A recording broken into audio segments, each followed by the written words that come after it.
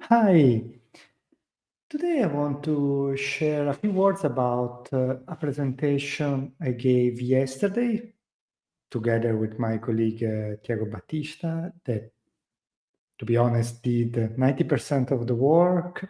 But I'm turning one of those old guys that show up to 5% of the work and take all the credit. So it's an amazing role, I suggest it. But yeah, no, it was the third time that we were giving a presentation at ISEP, an institute of engineering in Portugal.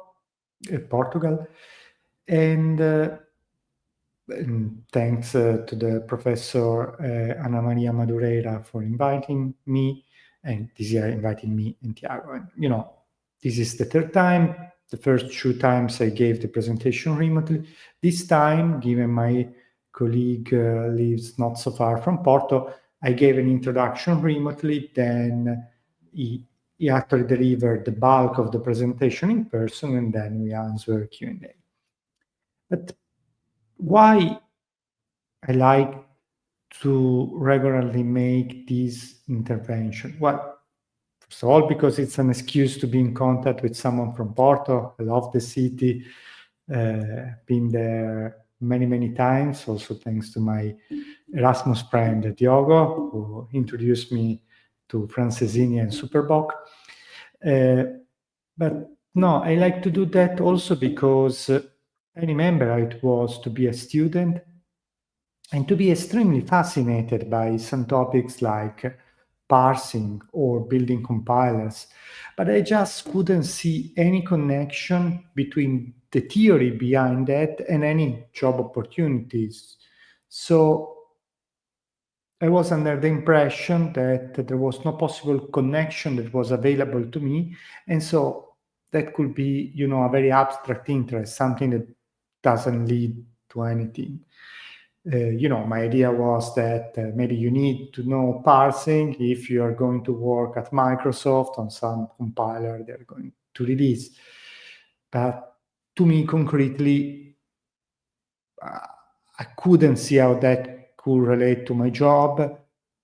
And professor had no idea because professor often don't know very much about what is happening in the industry, or at least that used to be my impression when I was a student. I could be wrong, I don't know. But yeah, no. And so I wanted to give a message that, it is possible to actually use these techniques and find a job, provide something that that companies are willing to pay for.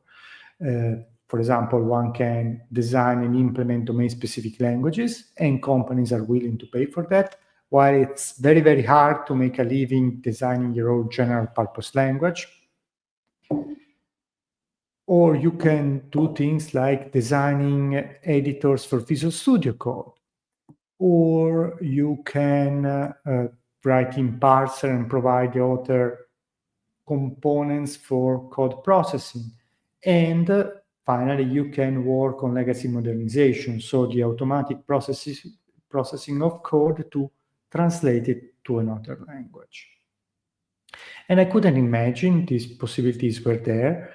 The only reason why I got access to this possibility was luck and the support of amazing people that gave me a chance when I had nothing to offer in return, basically. So I got lucky to encounter generous people in my life. Otherwise, I will be probably building terrible mobile application in a third-rate company, or maybe working in consulting but the kind of consulting where you're operating as a subcontractor of a subcontractor of someone who had no idea what they're doing. So, this situation at all. Instead, I had the possibility to work on something that I find interesting. And I got lucky, yes. And so I'm not trying to say that, just believe in your dreams and for sure you will find a way to make it work. First of all, because I'm not in the dream life, but also because I was lucky. Someone else could be less lucky than I was. But I try at least to explain that there are these possibilities so that other people with a similar passion can try to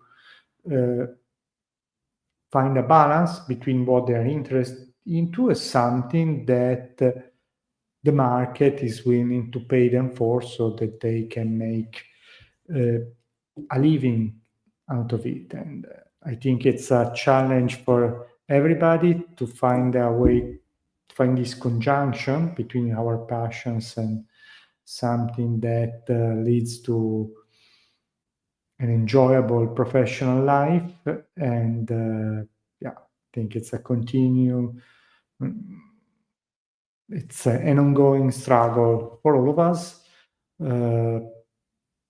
Yeah, and that's basically it. So I look forward to talk for years to come at this university. And in general, I think it's very healthy when students get a chance to talk with people from the industry and ask questions about their curiosities, maybe get answered that either the professor cannot give because it's not what they're familiar with, or that maybe their professor are amazing, they have all the possible answers, but students may have the misconceptions that maybe, someone from the industry knows better about the industry, and so they could trust more